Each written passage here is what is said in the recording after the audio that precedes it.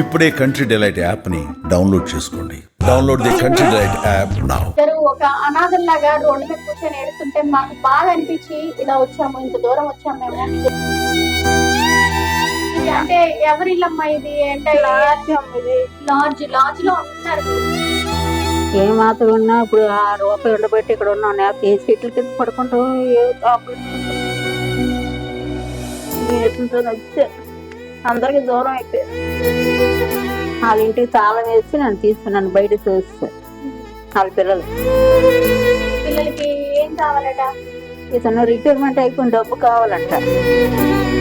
పిల్లలు ముగ్గురు నానా హింసలు పెట్టి నానా బాధలు పెట్టి ఒక బొట్టు లేదు, కట్టుకుని బొట్టు లేదు, ఒక బొట్టు అనారోగ్యంతో ఉన్న ఆపరేషన్ వికలం స్కానింగ్లకి ఏదైన తర్వాత అన్ని కొంపలో ఇంటి మీద డబ్బిచ్చి మేము చెట్ల కింద కాంప్లెక్స్ బస్సుల కింద అక్కడ బస్సుల అక్కడ పడుకుంటామా. అమ్మా నమస్తే అమ్మా. విజయనగరం జిల్లా కలెక్టరేట్ వద్ద నిన్న ఆ సారు మీరు అక్కడ బాధపడటం మేము చూసాం.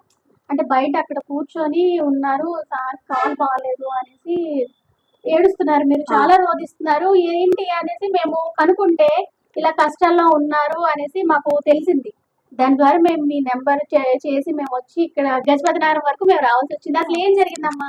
ఎందుకు మీరు అలా రావాల్సి వచ్చింది? అక్కడికి ఎందుకు అంత బాధపడుతున్నారు? ఒక మాట అండి, నేను ఎత్తుతో నచ్చాను, అందరికి దూరం అయిపోయాను. కులానికి అందరూ నాకు ఒక పాప అండి, పెళ్లి చేసుకున్నాను. అంటే అతను చనిపోయిన తర్వాత అంటే మీరు రెండో భార్య అమ్మా? మొదటి భార్య అతను భర్త భార్య చచ్చిపోయిన తర్వాత నన్ను అతను చేసుకున్న తర్వాత అతని తరపు నాకు ఎయిట్ లేదండి, ఆధార్ లేదండి. అది కొంపలో ఉన్నాను. నాలుగు బోల్డ్ 7 సంవత్సరాలు అవుతుందమ్మా పెళ్ళి? 7 సంవత్సరాలు అయింది. 20 సంవత్సరాలు అవుతుంది పెళ్ళి. నన్ను నానా హింసలు పెట్టి ముగ్గురు పిల్లలు పుట్టిన పిల్లలు ముగ్గురు నానా హింసలు పెట్టి నానా బాధలు పెట్టి ఇల్లు వాకలి వాళ్ళకు ఉంటుండే వాళ్ళకి ఇల్లు వాకలు అన్ని అబ్జెక్ట్ సంవత్సరం ఎంఆర్ కాలేజీలోనే ఉద్యోగం చేసేవారు, బీటీ కాలేజీలో. ఇతను నాకు నాకు పాప పుట్టిందండి. ఆ పాపకి తొలి సంబంధం పుట్టిన పాపకి పెళ్లి అయిపోయింది. దానికి 2 ఆడపిల్లలండి, బొబ్బుల్లో ఉంది. దానికి కూలేదు, అది బతుకుతుంది. పెద్ద మనరాలకి పెళ్లి చేసిందండి. ఎలాగో ఈ ఊరు ఇచ్చింది గజపతినగరం. అయినా అక్కడికి మేము వెళ్ళలేదు, మేము అద్దె కొంపలో ఉన్నామండి. వాళ్ళ ఇండ్లు అంటే ఏనాడు నేను వెళ్ళలేదు, వాళ్ళ గుమ్మలకి ఏనాడు వెళ్ళలేదు. ఏంటి సమస్య? ఎందుకు కలెక్టరేట్ వరకు వచ్చారు అసలు? అది చెప్పండి.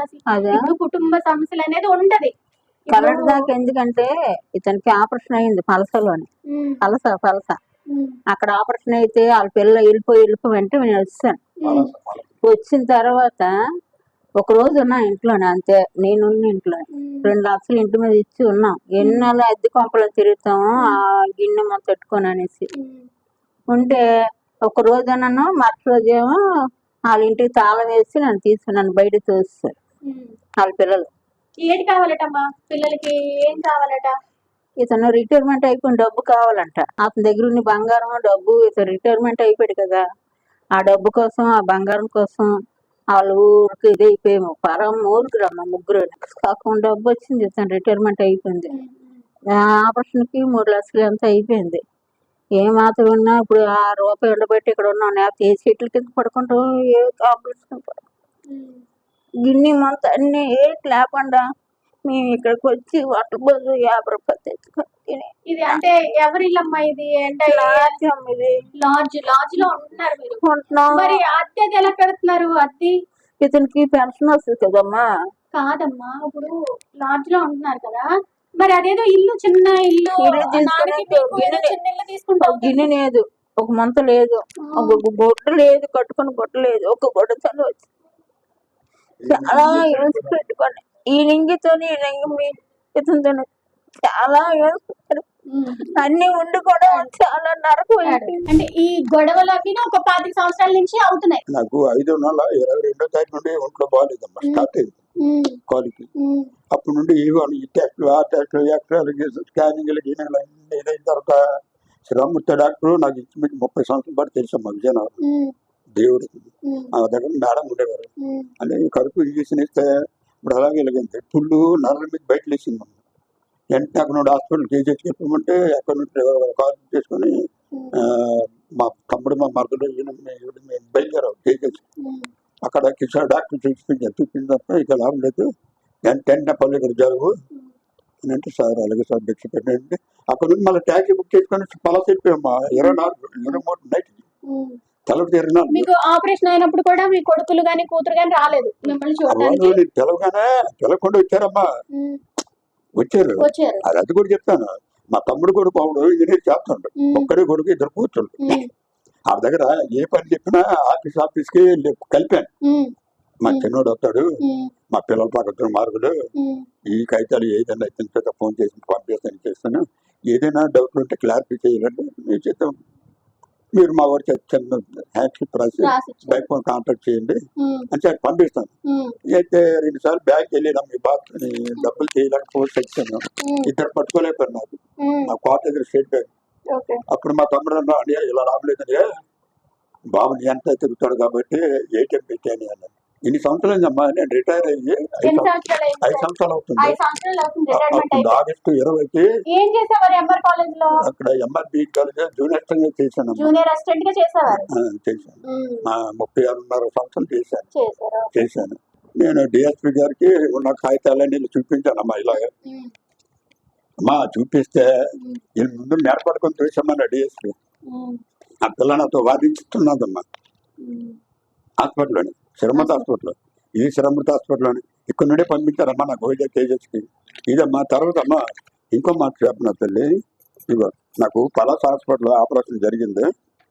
అతను ఆఫీసరే కదమ్మా డాక్టర్, అతను ఇచ్చింది కోర్టుకి ఇవ్వడం చాలదేటమ్మా, ఇవన్నీ సెల్ వరకు ఇచ్చిందే కదా. నేను అన్ని డిస్కస్ చేశాను లాయర్స్, ఈ ఎవరిని సరిపోద్ది 600 కేసు కట్టాలి, కేసు కట్టి కోర్టుకి పంపించమా, అదే అతను ఒత్తిడి చేయాలి. తర్వాత సుప్రీంకోర్టు ఇన్స్ట్రక్షన్స్ ఇచ్చిందమ్మా. ఎవరిచ్చింది? సిటిజన్స్. అవును సార్, మీరు ఇప్పుడు చదువుకున్నారు, మీరు జాబ్ చేసి ఉన్నారు కాబట్టి మీకు అవన్నీ రూల్స్ అని తెలుసు, ఏంటి ఎలా ఉంటది అన్ని కూడా మీకు తెలుసు. అందుకు మీరు చట్ట ప్రకారంగా వెళ్తానని అంటున్నారు. అంతే. ఇప్పుడు ఏటన్నాను ఒకసారి చెబుతాను తల్లి పాయింట్. నేను ఏటన్నానంటే ఇంటి తాళాలు సిఐగా పోలీసుల ద్వారా పోలీసుల బాధ్యత ఉంది, అయినా ఎందుకు ఏ కారణం చేత తాళాలు ఇప్పించలేదు. మా ఇంటి మీద డబ్బు ఇచ్చి అద్దె కొంపలో ఇంటి మీద డబ్బు ఇచ్చి మేము చెట్ల కింద కాంప్లెక్స్ లో బస్సుల కింద అక్కడ బస్సుల దగ్గర అక్కడక్కడ పడుకుంటామా? ఎక్కడ ఉండమంటే చెప్పండి సిఐ గారు. తర్వాత ఇంకోటి ఏంటన్నా మూడో పాయింట్ ఏంటన్నాను, వాళ్ళు నా దగ్గర ఉన్న బంగారం ప్రజెంట్ ఉన్నది అలా కొని మాకు ₹100 చేయాలని చెబుతున్నారు. అది మాకు బతకడానికి ఆధారం. అది మేము కష్టపడే వయసు కాదు అని చేత వాళ్ళ మూలంగా ఇప్పటికైనా నాకు రావాల్సిన డబ్బు ఇప్పుడు ప్రజెంట్ ఉన్నది ఆధారం, అదే నాకు కొందామని చెబుతున్నారు. దీనివల్ల మాకు ఇప్పటికైనా ప్రాణాన్ని ఉంది. క్రిమినల్ కాబట్టి నేను ఆధారం పెట్టేటప్పుడు కేసు పంపించాలి కోర్టుకి, తప్పదమ్మా కేసు కోర్టుకి పంపించాలి. పంపించకపోవడానికి కారణం ఏంటండి సీఏ గారు అని అడిగారు. కోర్టుకి మీరు పంపకపోవడానికి కారణం ఏంటండి, ఏ కారణం చేత కోర్టుకు పంపట్లేదని అడిగారు. నేను ఒక ఆపరేషన్ వికలాంగుడే పోలీస్ స్టేషన్ చుట్టూ తిరిగినా సీఏ గారు పట్టించుకోవట్లేదు, కేసు కోర్టుకు పంపట్లేదు. మాకు వాళ్ళ నుండి పూర్తి రక్షణ కల్పించాలి. వాళ్ళ ముందు ఆ మూలంగా మాకు ఎటువంటి హరాస్మెంట్ కానీ నరకం కానీ బాధలు కానీ మాకు జరగకూడదు. వాళ్ళ నుండి రక్షణ కల్పించాలంటే కేసు కోర్టుకి వెళ్తా కానీ మాకు రక్షణ కలదు. ఎందుకంటే ఇది ఎక్కడా పరిష్కారం ఏది కాదు, అది కోర్టులోనే పరిష్కారం మూలంగా ఈ కేసు కోర్టుకి వెళ్ళాలి. నేను ఇప్పుడు పోలీస్ స్టేషన్ చుట్టూ తిరిగినా అధికారుల చుట్టూ తిరిగినా నాకు ఎటువంటి న్యాయం జరగలేదు. అది న్యాయం జరగాలంటే వాళ్ళ నుండి నాకు రక్షణ కల్పిస్తే కానీ నాకు న్యాయం జరగదు. నేను అనారోగ్యంతో ఉన్న ఆపరేషన్ వికలాంగం ఉంది, ప్రస్తుతం నిలబడలేను, నడలేని స్టేజ్లో ఉన్నాను. ఇప్పటికైనా అధికారులు నా పరిస్థితిని అర్థం చేసుకొని న్యాయం చేయండి. ఇప్పటికైనా నేను ఉన్న పొజిషన్లో పరిస్థితిని మాకు వయసు అయిపోయి అన్ని రకాల అధికమని ఉన్న పరిస్థితి మాది, అన్ని మాకు ఏమీ లేవు. అలాంటి పరిస్థితుల్లో నా పిల్లల మూలంగా ఎటువంటి ముందు బాధలు కానీ నరకం కానీ ఏ రకం ఇది లేకుండా మాకు రక్షణ కల్పించి పై అధికారులు కానీ పోలీసు వారు కానీ మాకు రక్షణ కల్పించి వీడియో ద్వారా నేను కోరుకుంటున్నాను. ఏదేమైనా సరే బ్రతికినంత వరకు మేము ప్రశాంతంగా ఇలా బ్రతకాలి, తదనంతరం ఏదైనా సరే మా పిల్లలకి ఇస్తాము. ఇప్పుడు మాత్రం వాళ్ళు ప్రశాంతంగా వదిలేండి మీరు వేడుకుంటున్నారు అంతే. ఎంతకన్నా మేము బాధపడతాం, ఎంతకన్నా ఇచ్చేస్తాం. వాళ్ళ కొడుకు నువ్వు ఎక్కడున్నావు చెప్పు అని చంపిన చూస్తుండాలి పెద్ద కొడుకు.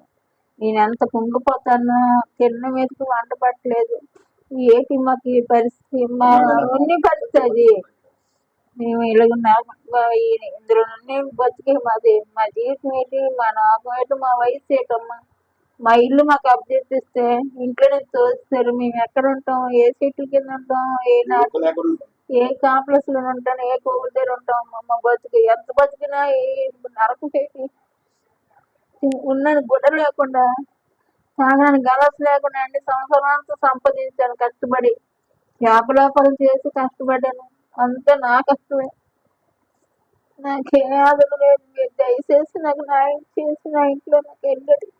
నిన్నైతే ఇద్దరు ఒక అనాథల్లాగా రోడ్డు మీద కూర్చొని ఏడుస్తుంటే మాకు బాగా అనిపించి ఇలా వచ్చాము, ఇంత దూరం వచ్చాము మేము విజయనగరం నుంచి ఇక్కడికి రావాల్సి వచ్చింది. గజపతి నగర్లో ఉంటున్నారు వీళ్ళైతే అంటే ఏమి కోరుకోవట్లేదు.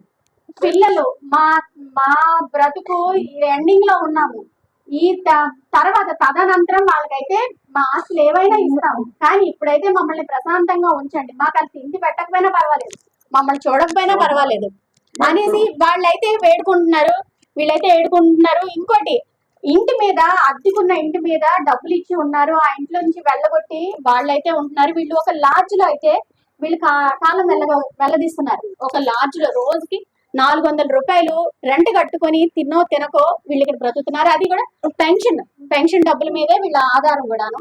అయితే ఆరోగ్యం సహకరించక హ్యాండిక్యాప్డ్ కోటాలో ఆయన జాబ్ ఎంఆర్ కాలేజీలోని జాబ్ చేసి రిటైర్డ్ అయ్యి ఇప్పుడు ఈ పరిస్థితుల్లో ఉన్నారు కూడాను. ఒక జాబ్ చేసి కూడా ఈ పరిస్థితుల్లో ఉన్నారు. అంటే కన్నవాళ్ళు పిల్లలు ఇలా ఎంత ఆశతో కంటారు కన్నవాళ్ళ పిల్లల్ని, వాళ్ళు కేవలం డబ్బుల కోసం.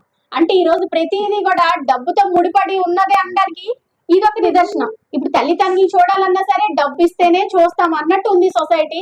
మరి కాలం ఎటు వెళ్ళిపోతుందో కూడా మనకి అర్థం కాని పరిస్థితి.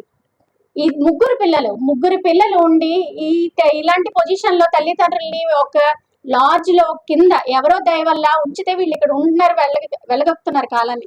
ఇదైతే చాలా బాధగా ఉంది.